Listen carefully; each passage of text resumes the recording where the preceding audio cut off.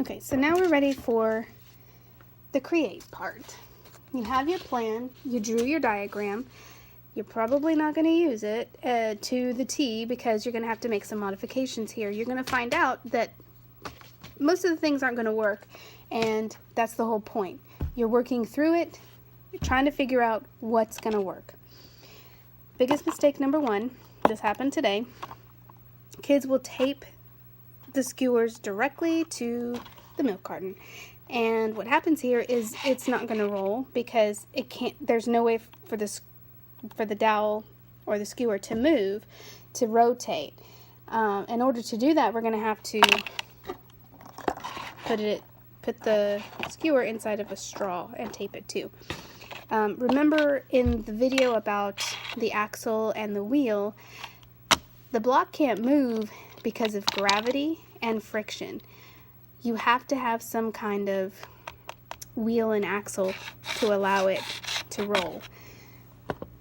This guy's off to a good start. He's got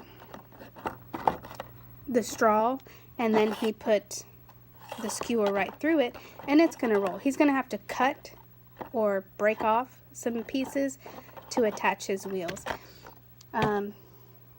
This happened today too. A lot of kids will think she did a good job. She had the straw and she put the skewer through it. Then she used the clay. The problem with the clay as the wheels is that the clay doesn't always roll, because see how it's oval? This again is going to cause that gravity and friction, and now it can't go anywhere. Also, too long. See how I can slide this back and forth, and she added a design, which is fine at the end when you have the function working. You want to make sure that your design works. We're not looking at making it pretty or cute. We want it to work. We're all about function right now. So this is what actually works. You're gonna have to get the straws straight. Mine are crooked. So you're going to have to work on taping them down straight. Perhaps putting another straw in between and making it straight. That might work. It's up to you. I mean, it's your design. But the best way is to stuff the bead, get a pony bead, and stuff it with just, stuff it full of the clay. You're going to see that I'm going to put as much clay as it'll hold. Alright, make sure that you clean the clay off of the outside, because if you don't, it's not going to roll. It's going to be bumpy. So make sure that you clean all the clay off so that the bead can roll. And already I see I've got still some work to do there. But the point is, you're going to be able to stick the skewer right inside, and you want it right in the middle so the wheel can be evenly dispersed and it'll roll. See that? This is going to cause the vehicle to roll. How well you do it is going to be the result of how far your bus will go. The way I did it, I'm just going to use a book as my ramp, and oops, I'll roll it down, watch.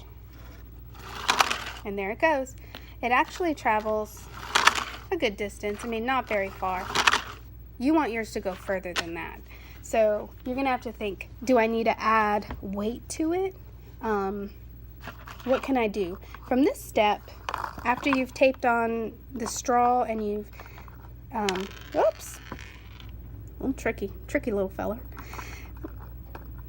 After you taped on your straw and you put your skewers in, you've attached it with the air dry clay so it'll roll. You've got 2 sets. If you think one set's going to work better, one axle and wheel, then give that a try. This is your engineering project. After you've got this working and you've tested it, then you can add your pigeon. Go ahead and, you know, put him inside somehow. That's part of the challenge. You can cut, you know, a line through the top and stick him in there.